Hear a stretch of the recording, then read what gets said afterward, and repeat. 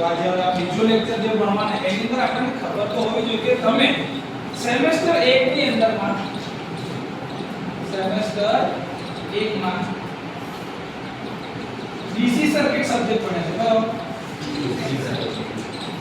DC circuit જેની અંદર તમે ડીસી પરના બધા નિયમોને બધું જોયું છે આ વખતે આપણે શું ભણવાના છે એસી સર્કિટ શું ભણવાના છે એસી સર્કિટ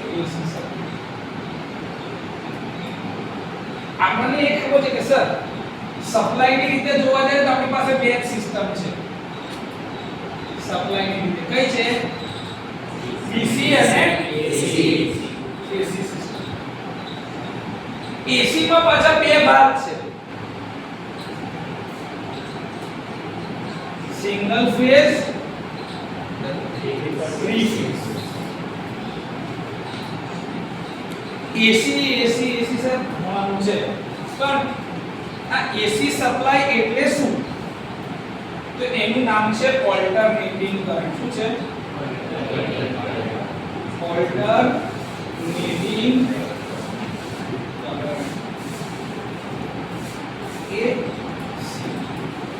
ઓલ્ટરનેટિંગ એટલે શું બદલાતું શું બદલાતું કે જેની કિંમત અને જેનું મૂલ્ય સમય સાથે બદલાતું જાય ડીસી એટલે ડાયરેક્ટ આનું મૂલ્ય અને દિશા સમય સાથે બદલાતા ચોક્કસ હોય છે એટલે ડીસી નો ઝટકો લાગે તો છૂટાય ખરો શું થાય ऐसे थे શું કીધું ऐसे थे છેથી હતા તે ગઈકાલ તો મળ્યા આજે હવે ફોટામાં છે એવું જે થાય ને એ આ કરંટ છે ડાયરેક્ટ કરંટ કેમ કે ડાયરેક્ટ કરંટ તમને છૂટવા દેશે જ પણ એના કરતા વધારે ફાયદો શેમાં છે ઓલ્ટરનેટિંગ માં શું થાય કે એકની વેલ્યુ સમય સાથે બદલાતી જાય અને બીજું પોઝિટિવ હાફ સાયકલ પછી નેગેટિવ હાફ સાયકલ એની વચમાં શું આવી જાય 0 શું આવે 0 એનું વેવફોર્મ આવું હોય ને તમે આ જોયું છે કે એસી સાયકલ નું વેવફોર્મ આને શું કહેવાય પોઝિટિવ હાફ સાયકલ શું કહેવાય પોઝિટિવ હાફ સાયકલ અને આને શું કહેવાય નેગેટિવ હાફ સાયકલ આ વચ્ચે પોઈન્ટ છે શું છે 0 શું છે 0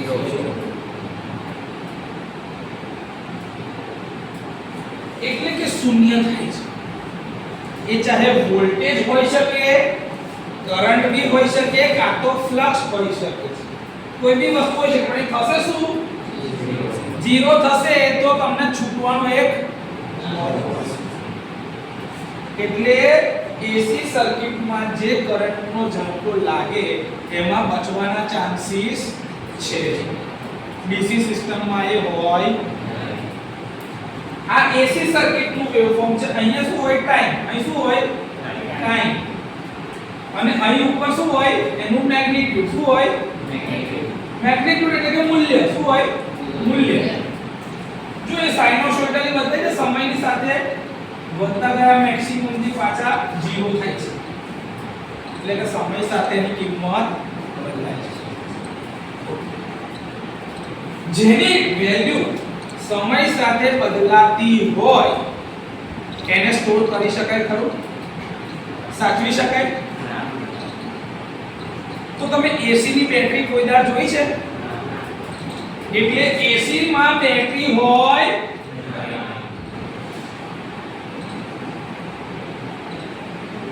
એસી માં બેટરી હોઈ શકે કેમ ના હોય કેમ સ્ટોર ના કરી શકાય એની કિંમત કેમ બદલાય છે સાહેબ એનો સ્વભાવ એવો છે જે માણસ પોતાની વાત બદલી નાખતો હોય પોતાના નિયમ બદલી નાખતો હોય એના પર કોઈ વિશ્વાસ મૂકે બસ આ એવું છે એટલે ઓલ્ટરનેટિંગ કરંટની બેટરી બને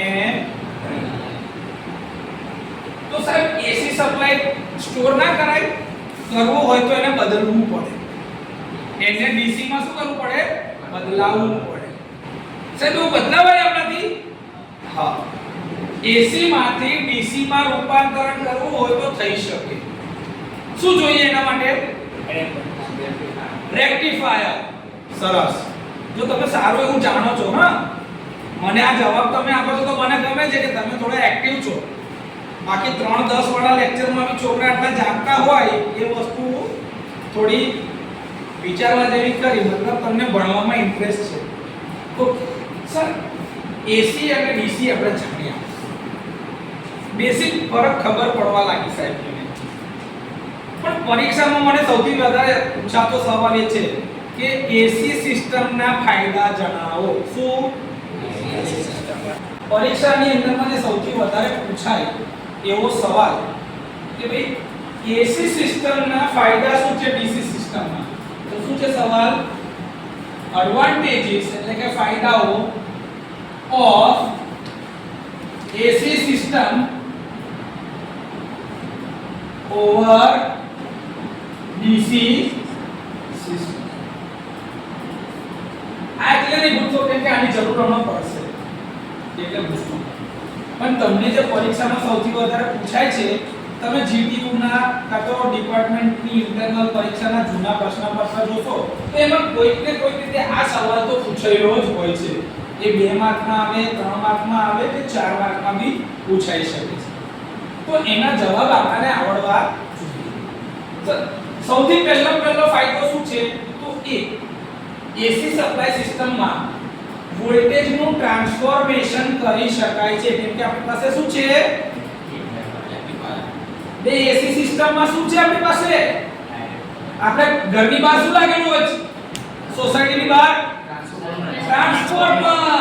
ટ્રાન્સફોર્મર શું કરે છે વોલ્ટેજ લેવલને સ્ટેપ અપ અથવા તો સ્ટેપ કરે છે ને આ ખબર છે કે નહીં તો સૌથી પહેલો ફાયદો શું છે વોલ્ટેજ ટ્રાન્સફોર્મેશન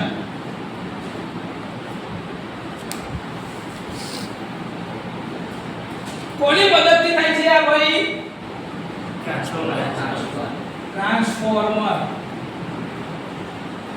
શું કરે છે ટ્રાન્સફોર્મર વોલ્ટેજને સ્ટેપ અપ અથવા તો સ્ટેપ ડાઉન ઓકે ટ્રાન્સફોર્મરમાં ધારો કે વોલ્ટેજ સ્ટેપ અપ થયા તો કરંટ સ્ટેપ ડાઉન જેમ કે ટ્રાન્સફોર્મરમાં પાવર હંમેશા કેવો રહેશે અચળ કોન્સ્ટન્ટ પાવર બદલાય વોલ્ટેજ વધે તો કરંટ ઘટે કરંટ વધે તો વોલ્ટેજ તો એટલે કે જે ટ્રાન્સફોર્મર વોલ્ટેજની રીતે સ્ટેપ અપ કહેવાય કરંટની રીતે શું કહેવાય સ્ટેપ ડાઉન યસ આ ખબર હોવી જોઈએ કે સર ટ્રાન્સફોર્મરને આપણે વોલ્ટેજની દ્રષ્ટિએ જોઈએ તો એને કેવું કહેવાય સ્ટેપ અપ તો કરંટની દ્રષ્ટિએ એ ટ્રાન્સફોર્મર કેવું કહેવાય સ્ટેપ ડાઉન આ હોવી જોઈએ ખબર આ ધ્યાનમાં રાખવાનું કે જે ટ્રાન્સફોર્મર વોલ્ટેજ સ્ટેપ અપ કરે છે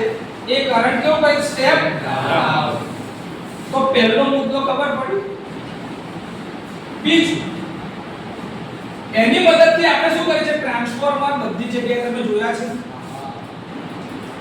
છે જે કઈ આગળથી પાવર જનરેટ થતો હોય છે અને આપણે છે કઈ લગી મોકલીએ છીએ તે બે વચ્ચેનું અંતર કેવું હશે ખૂબ જ લાંબુ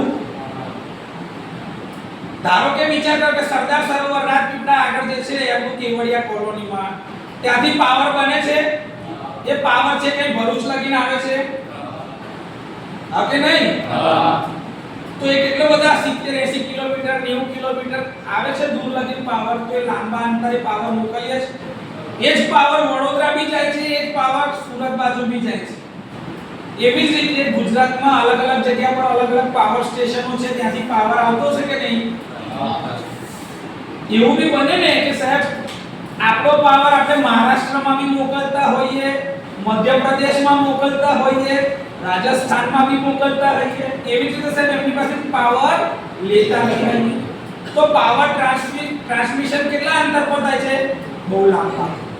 કોની મદદથી આ શક્ય બને છે? ટ્રાન્સફોર્મર અને એસી સિસ્ટમ. તો બીજો ફાયદો શું થયો? પાવર ટ્રાન્સમિશન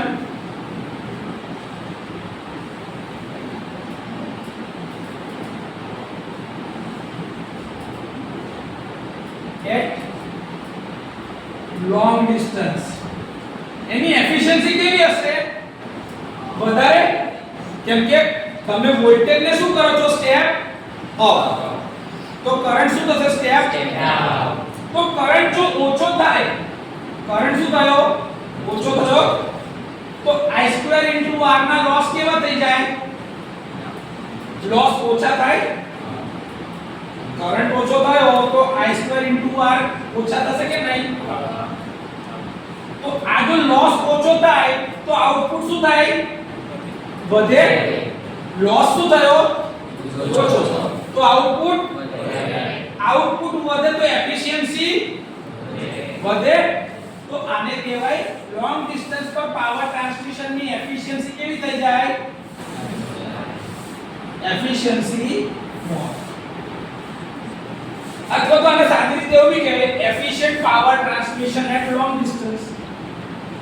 એટલે કે ખૂબ લાંબા અંતર સુધી પાવર નું ટ્રાન્સમિશન જે છે એ સારી રીતે કાર્યક્ષમ રીતે થાય, એની એફિશિયન્સી સારી મળે છે.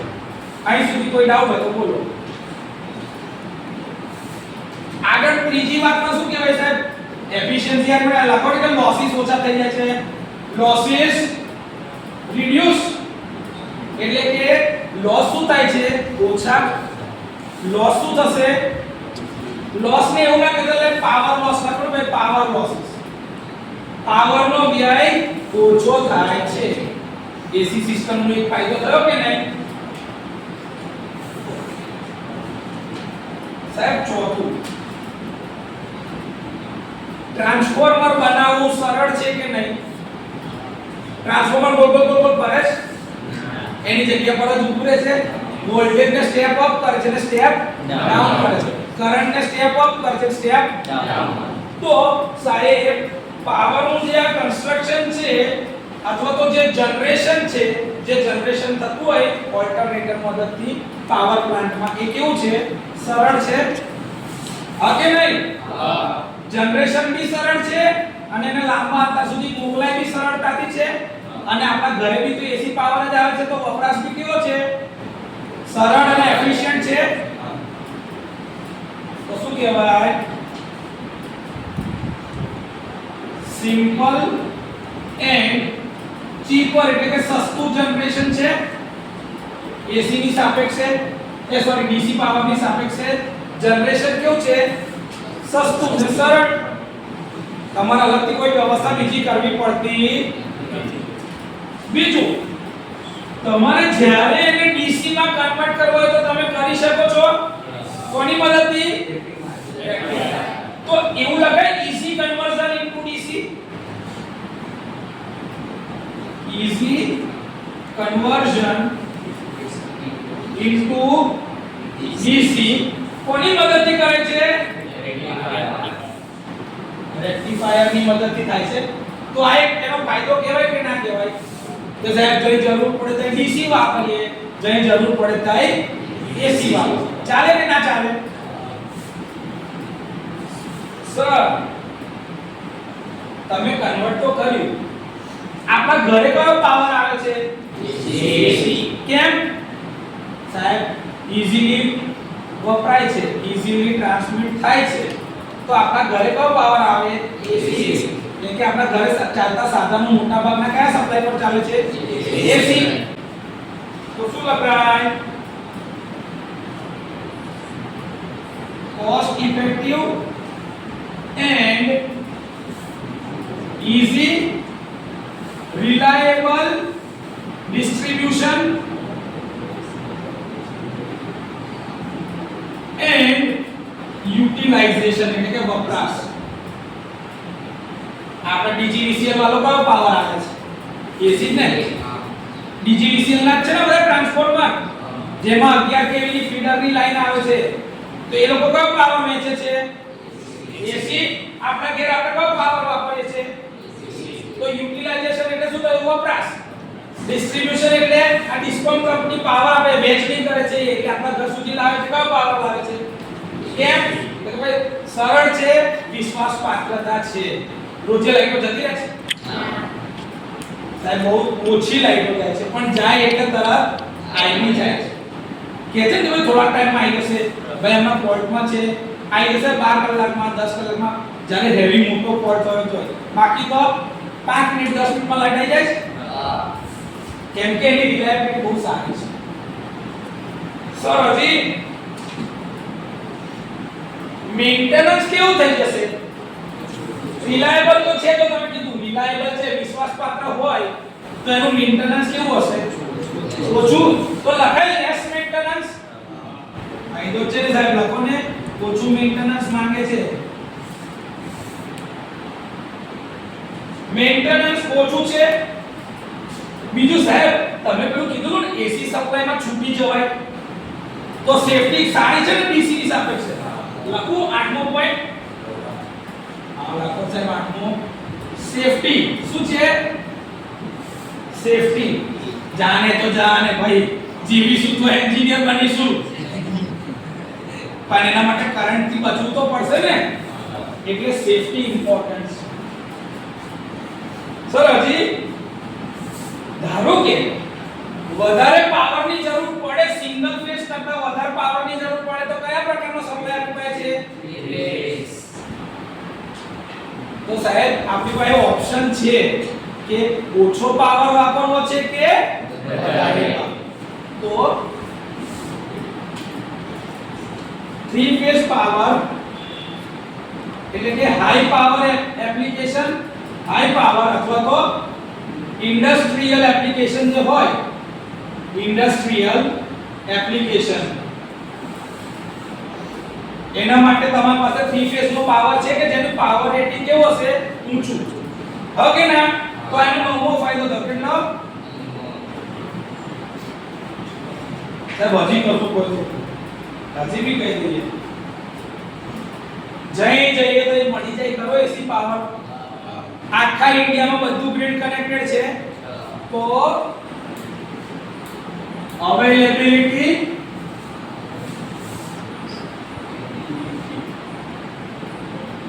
And standardisation. તમે આખા ઇન્ડિયામાં ગમે ત્યાં જાઓ તો બધા સિંગલ ફેઝમાં કેટલા વોલ્ટેજ હશે? 230 વોલ્ટ. ફ્રીક્વન્સી કેટલી હશે? 50 હર્ટ્ઝ. એ તમે જમ્મુ કાશ્મીરમાં જાઓ, કન્યાકુમારી જાઓ, કલકત્તામાં જાઓ, ગુજરાતમાં જાઓ, મુંબઈ જાઓ, મધ્યપ્રદેશ જાઓ, જ્યાં જાઓ ત્યાં બધે વોલ્ટેજ લેવલ કેવું મળશે? એક ચોક્કસ. એને શું કહેવાય? સ્ટાન્ડર્ડાઇઝ. અને મળશે અવેલેબિલિટી છે સાહેબ, જ્યાં જાઓ તે પાવર મળે છે. તો આ બધા શું કહેવાય? એના ફાયદા.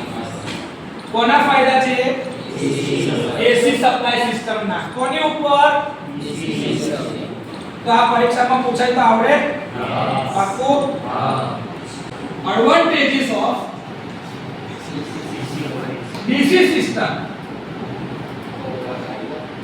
ઓવર એસી સિસ્ટમ. તમે ડીસી સર્કિટ તો ભણી આવ્યા છો, એસી સપ્લાય સિસ્ટમના આપણે ફાયદા બી હમણાં જોયા, પણ હજી બી માર્કેટમાં ડીસી સિસ્ટમનો વ્યાપ વધી ગયો છે. તો ડીસી સિસ્ટમના સાહેબ એવા કેવા ફાયદા છે કે જેના કારણે એસી સપ્લાય સિસ્ટમ માર્કેટમાં હોવા છતાં આપણે ડીસી બાજુ વળી ગયા છીએ? તો સૌથી પહેલું હાયર ટ્રાન્સમિશન એફિશિયન્સી. શું છે? Transmission efficiency. સર તમે કેવું કહેતા હતા? તમે તો હમણાં એસી માં હોય લખ્યું, કે લાંબા અંતર ઉપર સૌથી સારામાં સારો પાવર ટ્રાન્સમિટ થાય છે. ડીસી માં બી એક ફાયદો હોય, પણ ડીસી માં આ ફાયદો છે HVDC માં. કયું? HVDC સિસ્ટમમાં. HVDC સિસ્ટમમાં આને કહેવાય high voltage DC transmission system, કે જેમાં બાયપોલર સિસ્ટમ છે, જેમાં પોઝિટિવ અને નેગેટિવ પોલારિટીના બે વાયરોથી આપણે પાવર છે ગુજરાતના અદાણી એટલે કે મુન્દ્રાથી પાવર છેક જાય છે હરિયાણા સુધી, સોનેપત સુધી.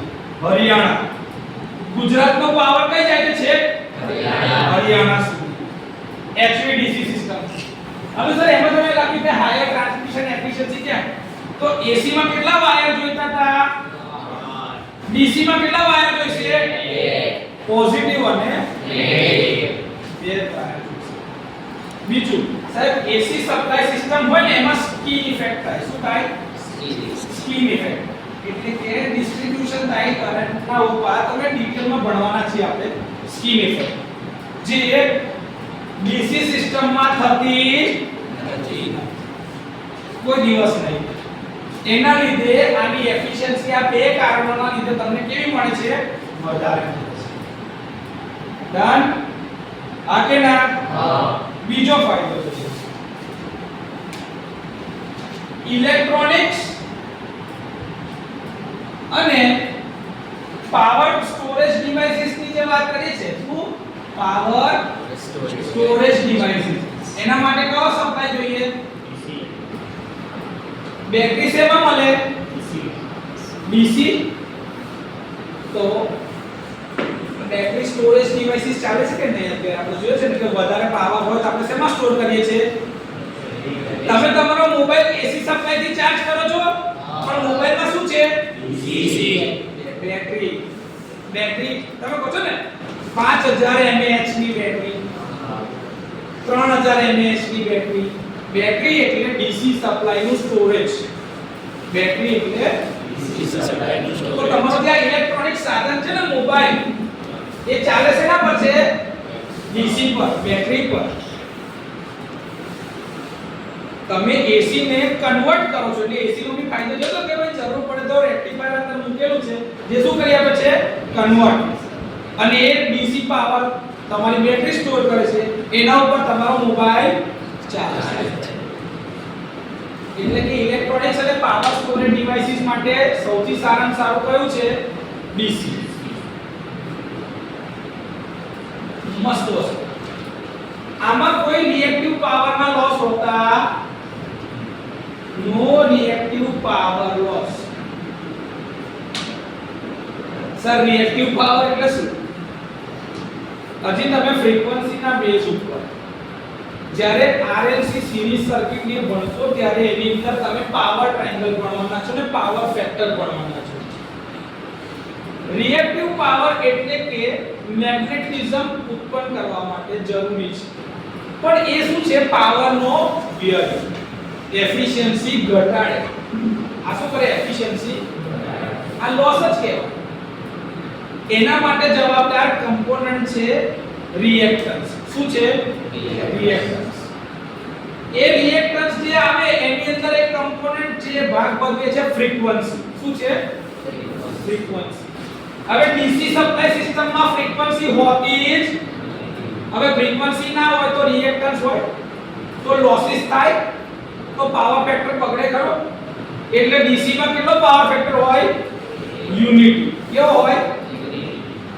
એમાં રિએક્ટિવ પાવર લોસ થાય જ. ક્લિયર? આ એક્સપ્લેનેશન હમણાં છે ને અમુક વાર કેવું થાય ખબર? બધું ના સમજ પડે, પણ જ્યારે આખું ચેપ્ટર આખો સબ્જેક્ટ પૂરો થાય ને ત્યારે તમે ધારો કે આ સવાલનો જવાબ સાંભળશો ને તો તમને અંદર અચ્છા આપણે એના લીધે આ ફાયદો લખેલો હતો. આ બધું આપ્યું કયું હોય? પહેલા જ ચેપ્ટરમાં. પણ એ કામ ક્યારે લાગશે? ભણાઈ જશે ત્યારે. બેસિક ફંડામેન્ટલ કન્સેપ્ટ ક્લિયર થશે ને પછી આ બધું વધારે મજા આવશે સમજવામાં.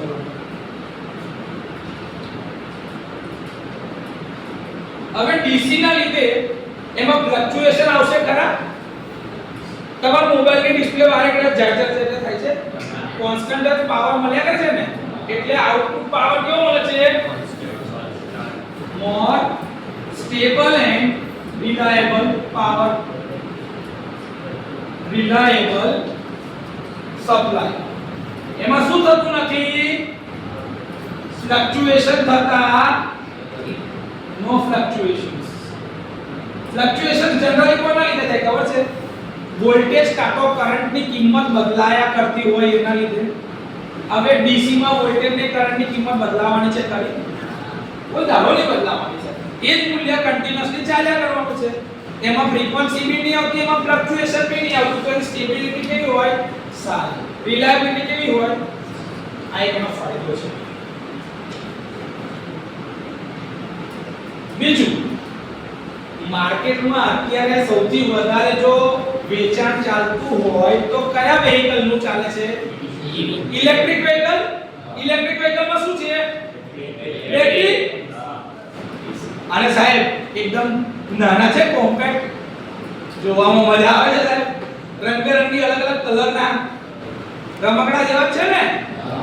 એની ડિઝાઇન કેવી છે? સિમ્પલ ડિઝાઇન, આઉટપુટ મસ્ત. ચાલે છે કે નહીં માર્કેટમાં? રિલાયેબલ બી છે. અને ભવિષ્ય એ છે કે કોમ્પેક્ટ એન્ડ મોર એફિશિયન્ટ. તમે કહો કોના લીધે? તો તમે બેટરી ના લીધે. બેટરી ઈવી ના લીધે. બીજી બી છે એની અંદરમાં પીએલસી સપ્લાય સિસ્ટમ ના કારણે બી આ વધારે એફિશિયન્ટ છે. હવે આની અંદર થશે શું ખબર છે? કે ભાઈ તમારું બેટરી એક વેહિકલ આવે છે, તમે ધારો કે વેહિકલને ચાર્જ કરવા માટે 5 યુનિટ વાપરો છો, કેટલા? 5 યુનિટ. તો એની બેટરી 100% ચાર્જ થઈ જાય. ધારો કે કેટલા? 5 યુનિટ તમે વાપર્યા અને એમાં 100% બેટરી ચાર્જ થઈ ગઈ. કંપની વાળો શું કહે છે? 100% ચાર્જ થાય ને તો 130 કિલોમીટર ચાલે છે. કેટલા? 130. આપણે કહીએ સાહેબ તમે કીધા ભલે 130 100 કિલોમીટર ચાલે તોય બહુ કહેવાય.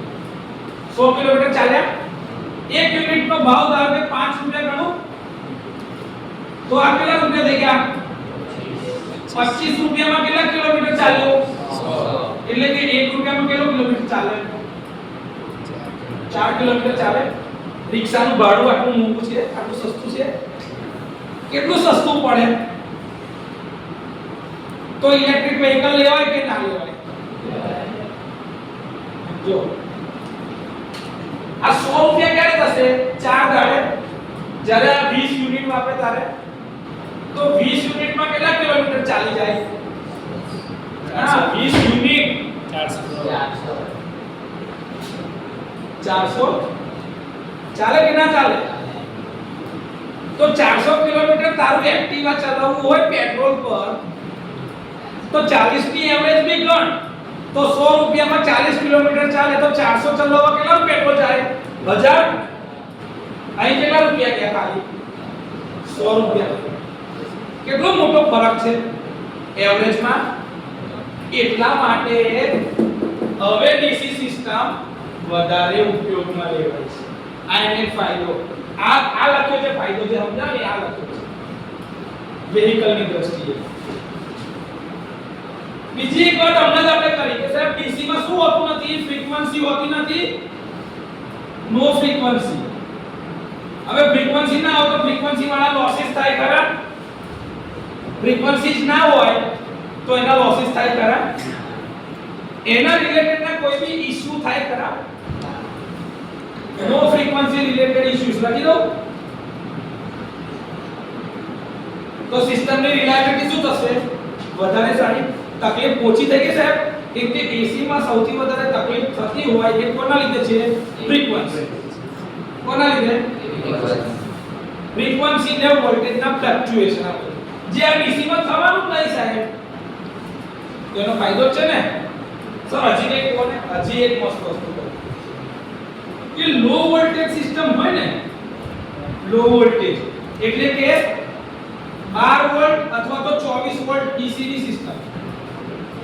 12 વોલ્ટ અથવા તો 24 વોલ્ટ ડીસી સિસ્ટમ હોય ને તો એમાં તમને કરંટ લાગવાનું જોખમ જ નહીં હોતું. એમાં સેફટી તમને વધારે મળે છે. તો લો વોલ્ટેજ ઉપર શું મળે છે? સેફટી. તમારી બોડી આટલા લો વોલ્ટેજના ઝટકો સહન કરી શકે એમ હોય છે. તમે જો તમારા ઘરે છે ને ઇલેક્ટ્રિશિયન આવે ઇન્વર્ટર જો ફિટ કરતો હોય ને 12 વોલ્ટનું ઇન્વર્ટર તો એમાં જ અટકી જશે ડીસી ના પોઝિટિવ નેગેટિવ એને કશું ના થાય. આપણે સબ સ્ટેશનમાં નહીં જોતા નાના વોલ્ટેજ પર લોકો અટકી જાય ને કે 12 વોલ્ટ. તમે આ એક્ઝામ્પલ જો પ્રેક્ટિકલ કરો તો તમે ખબર પેલી 9 વોલ્ટની બેટરી આવે છે સાદી 9 વોલ્ટની બેટરીના પોઝિટિવ ને નેગેટિવ ને છે ને બે બાજુ છેડા કાઢજો અને પછી અડકજો. ડાયરેક્ટ ના તમારી સામે અડકજો. ચાલો હું બોલીશ તમે ના અડકો હું અડકીશ હું મરી જઈશ. કેમ 9 વોલ્ટ ઉપર કરંટ નહીં જતો હોય બોડીથી જાય ને પણ એટલો પોટેન્શિયલ ડિફરન્સ આપણું બોડી સહન કરી શકે એમ એટલે સેફ છે. આ એમને નહીં લખાય હા ભાઈ ફાયદો એ ખરેખર પ્રૂવ થયેલો છે અને તમારે એનો પ્રૂફ જોઈતો તો હું પોતાની જાતને પકડી જોઈશ. 9 વોલ્ટની સાદી બેટરી આવે છે કે નહીં આપણે એને પકડી લઈશું. પોઝિટિવ નેગેટિવ બે બાજુની વાયર કાઢવાનો બહાર પોઝિટિવ અને નેગેટિવ બેને હાથ જ પકડવાના. બસ હું પકડીને બતાવું કશું નહીં થાય. કહેવાનો મતલબ શું છે કે ઓછા વોલ્ટેજ ઉપર ઓલરેડી સેફટી ટેસ્ટ થયેલી છે એટલે તકલીફ પડશે જ. સર બીજું કઈ સર લોકો પોતાના ઘેર છે ને સોલાર નખાય જ કરે છે તો આ સોલારમાં જે પાવર બને છે ને એ ડીસી હોય છે. કયો હોય છે? ડીસી. એની જોડે શું લગાડ્યું હોય? ઇન્વર્ટર. અને પછી કઈ જતો હોય છે? મીટરમાં જાય છે. તો આ શું છે? ડીસી સપ્લાયની સિસ્ટમ હોય તો વચ્ચે ઇન્વર્ટર મૂકવું પડે ખરું. જનરેટર સીધું લગાડી દીધું. ડીસી ની સિસ્ટમ હોય તો વચ્ચે ઇન્વર્ટર મૂકવું પડે ખરું. તો easier integration with renewable energy resources.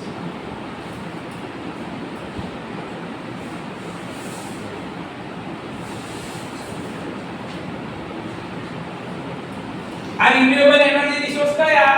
Solar. શું લખવાનું? સોલાર થી જે પાવર બને છે સાહેબ ગ્રીડ સાથે ડીસી હોય તો ડાયરેક્ટ લગાડી શકાય ને એકબીજા જોડે કોઈ તકલીફ પડે ના પડે. જો ડીસી ની સિસ્ટમ હોય ને તો ઇલેક્ટ્રોમેગ્નેટિક ઇન્ટરફિયરન્સ થાય જ નહીં. શું કહું છું? ઇલેક્ટ્રોમેગ્નેટિક ઇન્ટરફિયરન્સ થાય જ નહીં. સર ઇલેક્ટ્રોમેગ્નેટિક ઇન્ટરફિયરન્સ એટલે શું? અમુક વાર કેવું હોય તો કમ્યુનિકેશનની લાઈન અને પાવરની લાઈન નજીકથી જતી હોય તો પહેલા ખબર આપણે ઘરે લેન્ડલાઈન વાળા ડબલા હતા તો પેલું એકદમ તમે આમ ફોન ઉપર તો અંદર અવાજ સંભળાય જ ના સામે વાળો શું કહે ખબર ડિસ્ટર્બન્સ આપણને દૂર કરી દેતા હતા. એ શેના લીધે થતું હોય? Electromagnetic interference. કોમ્યુનિકેશન લાઈનની નજીકમાં પાવરની લાઈનો જતી હોય તો આનું જે ફ્લક્સ હોય ને એ આની જોડે લીક થઈ જાય. એના લીધે આવો નોઈઝ ઉત્પન્ન કરે જેના કારણે સાંભળવામાં તકલીફ થાય. ઇલેક્ટ્રોમેગ્નેટિક ઇન્ટરફિયરન્સ કહેવાય. એવું ડીસી સપ્લાય સિસ્ટમમાં થાય જ. ફાયદો છે ને આ તો. ગ્રીડ સ્ટોરેજ એફિશિયન્ટ થઈ જાય સાહેબ. ગ્રીડ સ્ટોરેજ ડીસી છે ને સાહેબ તમે કીધું ઇન્ટિગ્રેશન કરવું રિન્યુએબલ ની જોડે સારું છે અને બીજું એને સ્ટોર કરી શકાય છે. કઈ ગયું? બેટરી સ્ટોર કરાય છે ને તો મારા કેવું ના કહેવાય ભાઈ કે ગ્રીડ સ્ટોરેજ અને જે જગ્યાઓ પર પહેલા પાવર નતા મળતા એ લોકો પોતાના ત્યાં સોલાર અને બેટરી વાળી સિસ્ટમ મૂકી અને BLDC પર ચાલતા પંખા ટ્યુબલાઇટ બધું ચલાવી શકે છે. તમારો જે ઇન્કન્ડેન્સેટ લેમ્પ હોય ને લેમ્પ એ પ્યોર રેઝિસ્ટિવ હોય. રેઝિસ્ટિવ સપ્લાય AC પર ભી ચાલે DC પર ભી ચાલશે. એ લોડ તો એને પાવરમાં કોઈ તકલીફ પડશે જ એટલે મેં આ લખ્યું છે કે ભાઈ ગ્રીડ સ્ટોરેજ અથવા તો માઇક્રોગ્રીડ સોલ્યુશન કહેવાય. શું કહેવાય? માઇક્રોગ્રીડ સોલ્યુશન હવે પોસિબલ છે અને ભવિષ્ય આ જ બધું છે. ભવિષ્ય આ જ બધું છે જે ફાયદા દેખાડ્યા છે ને ડીસી ના. લોકો હવે એસી સપ્લાય ની સાથે સાથે ડીસી સપ્લાય ના બી સાધનો પર કામ કરી રહ્યા છે, જોઈ રહ્યા છે. તમે તમારા ઘરે ખબર આવા બીએલડીસી વાળા પંખા આવે છે એટમ બલ્બના, પેલું રિમોટ વાળા બોલીએ તો ચાલુ થાય એ વાળું જે છે રેગ્યુલેટર વગર વાળા, એ બધું શું છે? બીએલડીસી વાળા પંખા, બ્રશલેસ ડીસી મોટર. એમાં લોસીસ શું થઈ જાય? ઓછા, એફિશિયન્ટ. રેગ્યુલેટરનું ચકડું ફેરવવાનું નહીં જાય. Alexa turn on the fan. પંખો ઇન્ક્રીઝ સ્પીડ. સ્પીડ વધે છે. તમારી પાસે તો રિમોટ આવ્યો છે. ઇલેક્ટ્રોનિક્સ છે ને, એ બી અંદર સેન્સર જ મૂકેલા હોય છે. તો ઇલેક્ટ્રોનિક્સ ની અંદર બધું આનામાં વધારે ચાલવાનું છે કે નહીં? આ બધું જ ભેગું થઈને જ એપ્લિકેશનો બને છે ને એપ્લાયન્સીસ બને છે. આવું છે. તમે મને કઈ સિસ્ટમ તમને વધારે સારી લાગે છે, એસી કે ડીસી? અમને એસી સર્કિટ ભણવાનું તો સાહેબ એસી સિસ્ટમ સારી જેવું રાખીએ. બરાબર છે. ડિટેલમાં આને સમજીશું. જેમ જેમ તમે મોટા થતા જશો એમ તમને લાગશે કે સાહેબ બેયના ફાયદા છે, બેયના ગેરફાયદા છે. તો જેનો ફાયદો મળતો હશે વધારે સારો એ સોલ્યુશન ઇમ્પ્લિમેન્ટ કરાય. ઓકે, આજે અહીં સુધી રાખીએ છીએ.